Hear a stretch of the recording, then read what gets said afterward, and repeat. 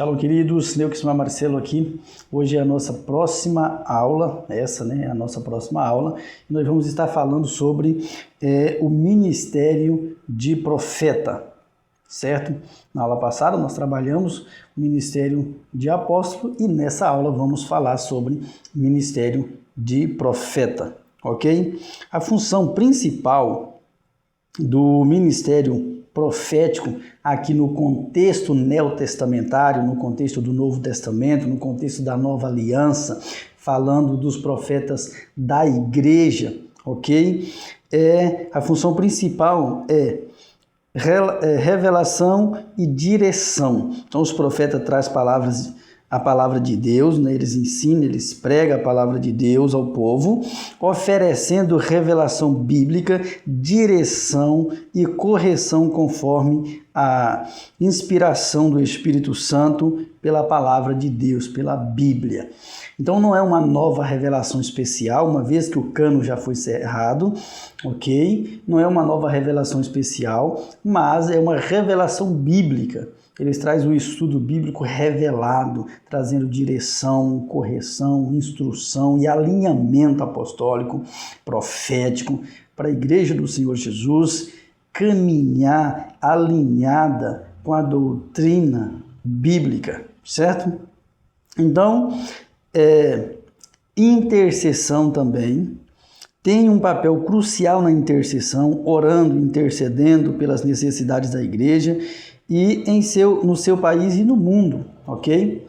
Uma vez que a missão apostólica ide, portanto, pregar o evangelho a todas as nações. Não é só na sua cultura, não é só na sua cidade, mas tem essa responsabilidade, a igreja cristã e a liderança cristã, de se comprometer com o ensino profético, falando do ministério de profeta, com a igreja em todo o mundo, com o povo em todo o mundo, não apenas na sua cidade ou no seu estado ou mesmo em seu país, mas em outras culturas também, certo? Então, a intercessão faz parte do ministério profético, diretamente falando. Então, as características do ministério profético. Primeiro, nós temos o discernimento espiritual. Isso é algo que todo cristão precisa ter, mas o vocacionário que tem uma vocação ministerial de profeta, ele tem que entender que isso aqui é indispensável. Consegue entender isso ou não? Nós possuem um agudo discernimento espiritual, identificando a vontade de Deus para situações específicas, alertando contra o perigos espirituais, para que a igreja não seja pega de surpresa em nenhuma circunstância. Ok? Uma vez que a Escritura Sagrada já deixa claro muitos acontecimentos que havia de acontecer desde ali da ausência de Jesus, do retorno de Jesus para Deus o Pai novamente, e de lá para cá, até a consumação do século, até os finais dos tempos, tem muitas coisas que já foi dita por Jesus, declarada por Jesus, que iam de acontecer. Então os profetas interpretam isso na íntegra, através da direção do Espírito Santo, e traduz isso para a igreja, mostra para a igreja os eventos que já aconteceram, os que estão acontecendo e os que hão de acontecer, para que a igreja viva em um santo procedimento diante do Senhor e da sociedade, em nome do Senhor Jesus. Discernimento espiritual. Mas aí também temos o encorajamento e a exortação, como eu falei na introdução.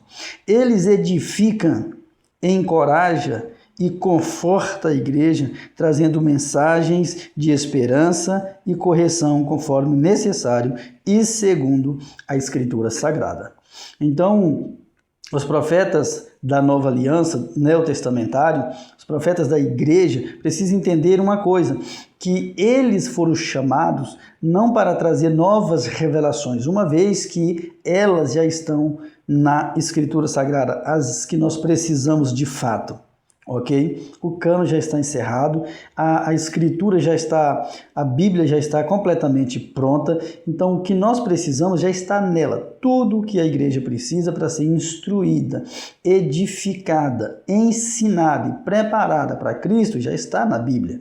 Então, os profetas trazem essas instruções, exortações e correções e ensinos proféticos, revelações proféticas para o alinhamento profético da igreja, com a vontade e o propósito de Deus para a sua vida, através da exposição do que está na Escritura Sagrada. Consegue entender isso ou não? Escreva nos comentários que você está aprendendo, que você tem aprendido aqui com a nossa série teológica. E também, em segundo lugar, temos a sensibilidade ao Espírito Santo. Todos nós precisamos ter sensibilidade ao Espírito Santo. Mas quando falamos da pessoa que tem o dom ministerial de profeta, que foi vocacionado como um profeta da igreja, esses são indispensáveis. Isso é indispensável. Então,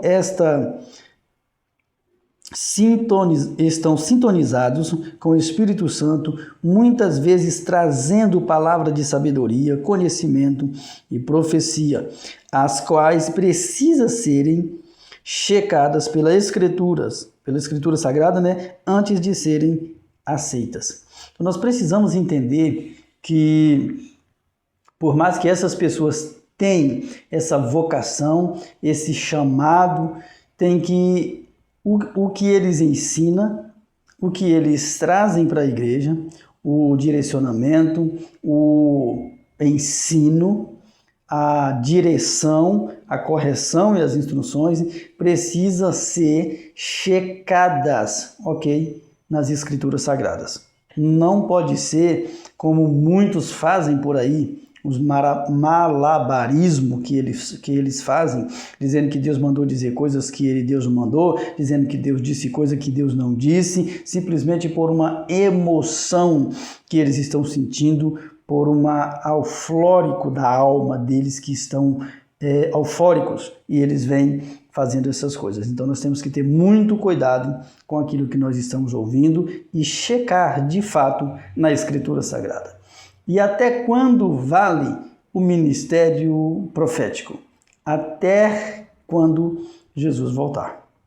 Enquanto tiver igreja para ser edificada, instruída, ensinada, o ministério profético vale, assim como os demais dons ministeriais apostólicos. Bom, eu espero que vocês tenham entendido essa aula, compreendido o sentido, a proposta dessa aula, ok? Para que nós possamos voltar às Escrituras em termos eclesiásticos e em termos de liderança da igreja também, para termos aí uma maneira bíblica de governar e administrar a igreja segundo o que estabeleceu o próprio Senhor Jesus. Uma vez que a Bíblia diz, Ele mesmo deu uns para apóstolos, outros para profetas, outros para evangelistas, outros para os pastores e mestres. Para quê? Para cuidar do governo e da administração da sua eclesia, da sua igreja.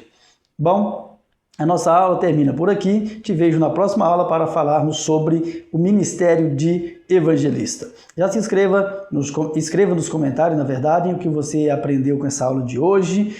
Se você quiser fazer parte da nossa comunidade apostólica no WhatsApp, escreva nos comentários, vou entrar em contato com você e te colocar no nosso grupo do WhatsApp.